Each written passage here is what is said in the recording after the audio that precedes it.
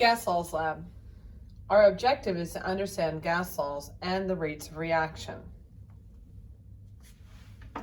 All classes need to write out the reaction of Alka seltzer tablets in water. Regular chemistry, day 1. You are to obtain a clean Erlenmeyer flask and obtain a balloon.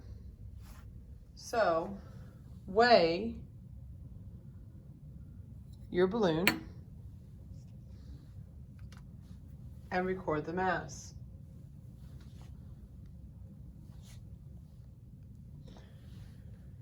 Then obtain an Alka seltzer tablet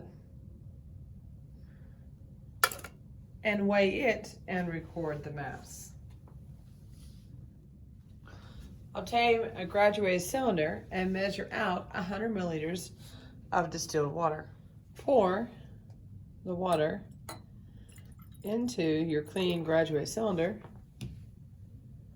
and add some drops of universal indicator into it.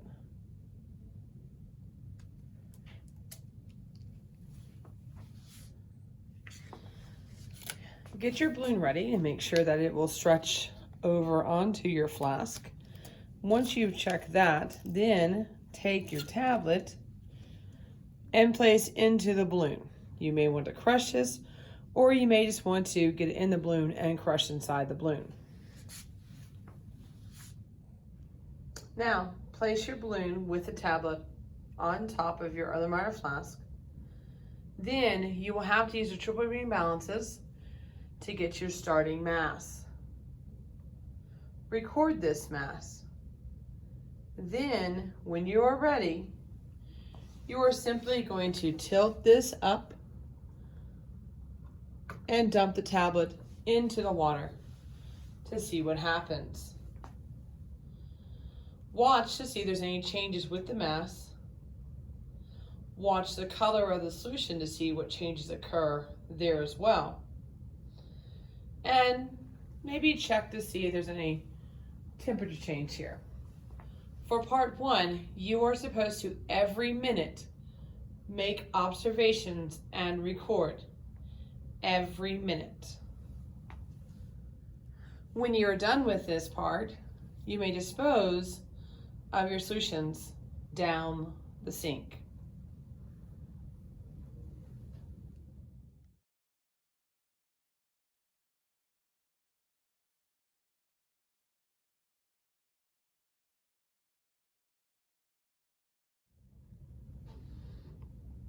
Part 2. Part 2, I do the same thing I did before. I'm going to set up with a single tablet. I'm going to set my system up as I have here. The only difference is I'm going to get the circumference of my balloon at the end.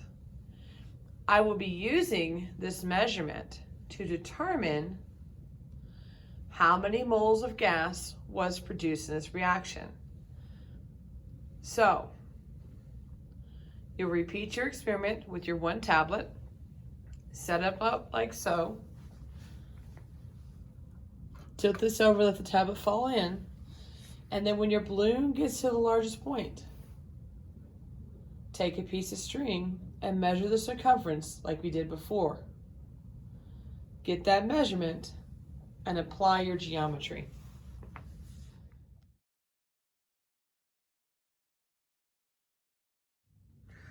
Okay, so I really like our reaction that we have here.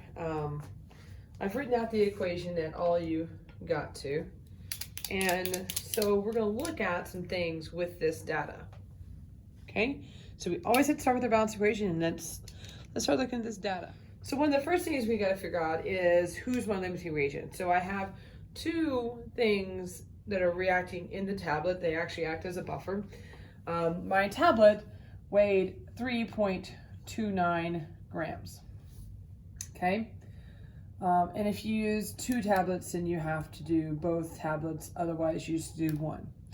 So my 3.29 gram tablet contains the citric acid and it contains the sodium bicarbonate. And I don't know how much there is. So we'll just say that in a 3.29 gram tablet, I have C6H8O7 present in there.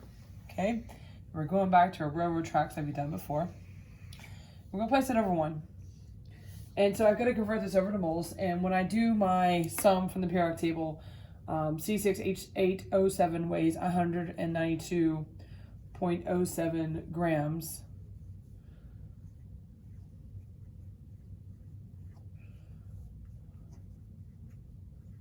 And I am going to label that because that's just good practice. And then I use my balance equation, and I have 1 mole of my C6H8O7 for every 3 moles of my NaHCO3. And now I just need to convert it over to find out how many grams of the sodium bicarbonate that I need in order for this reaction to occur. So I'm going to have 1 mole of NaHCO3 on bottom, and that weighs 84.01 grams from the periodic table when I sum up Na plus H plus CO3. And what I discover is that I need 4.31 grams of NaHCO3. And so I use a logic check here. My tablet's only 3.29, which means that this must be my limiting reagent for the reaction.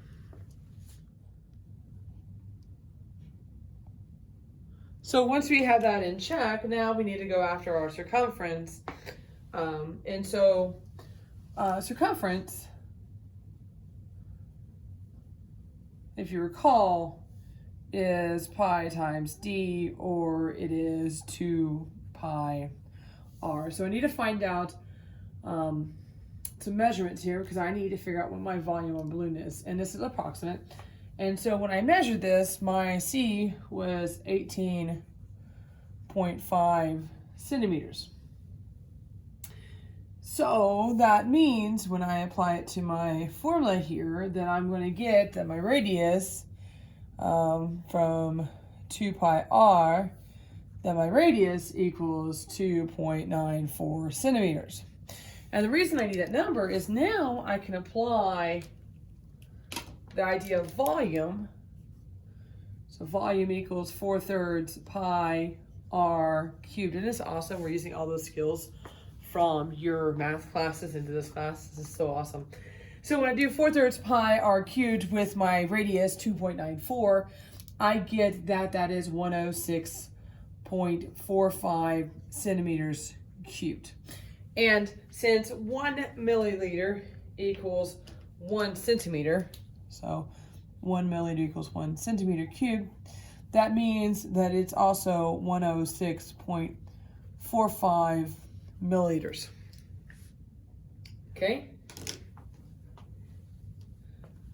So now we're going to take our PV equals nRT formula, and we are going to figure out some things here. So we need to solve for our N. We're going to set our pressure to be 1 atmosphere because that's generally what pressure is in our rooms. Okay, 1 atmosphere. And I will tell you that our temperature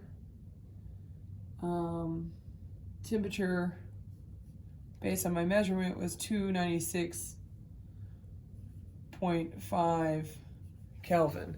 And since I keep the temperatures relatively constant here, that will also be your numbers as well. So what we simply do is we're going to simply put our numbers in. So we have 1 atmosphere. We have our volume, which is 0.10645 liters. That equals N. And since my pressure is being measured in atmospheres, I'm going to use 0.0821 liters atmosphere Kelvin mole. And then I'm going to have my temperature, which was a 296.5 K. And so when we do the math, we discover that our N equals, we'll write over here a little bit, give myself some space. N equals 0.004373 moles. And so what gas was that? If we go back to our equation, the most logical choice will be the CO2. So this is moles of CO2. Moles means nothing to us because we don't work in the world of moles. But so I can just simply take this and go, okay, let's switch this over. And we're going to convert this over to CO2. And 1 mole of CO2 is equal to 44.0 grams of CO2. And we get 0.19 grams of carbon dioxide. Now, that's all cool and stuff, but then the question is, how well did I do? And now we got to go back and do some more math. Okay, so let's finish this problem out because we got to figure out how well we did. So, and I'm getting short on space. So we're going to take that 3.29 gram tablet that I had up there, and we're going to convert it over. So we have the 192 grams to 1 mole. And then I have 1 mole of, it's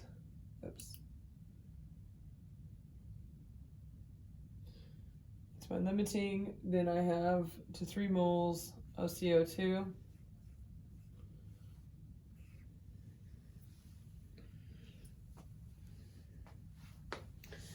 And then 1 mole of CO2 is 44 grams CO2, and I get 2.26 grams CO2 should be made. So the last thing is, how would I do? Well, this is my actual. This is my theoretical. And so I want percent yield 0.19 divided by 2.26 grams times 100. And I only yielded 8.51%.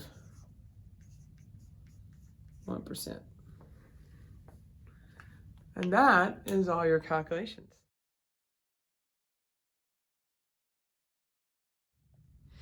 Regular Chem, your extension is to design a lab to alter the rate of this reaction. You must slow down the reaction, and then you must speed up the reaction, because probably what you're working on not only is your gas laws and calculation work, but it's also understanding how we can speed up a reaction and slow down a reaction.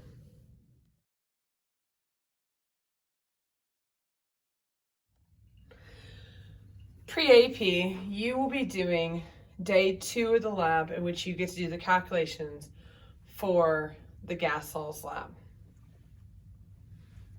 That's your day 1. And here's your day 2. Day 2, your job is to determine the validity of the claim that the Hindenburg burned due to gases that were inside the Hindenburg. Because there's one camp that says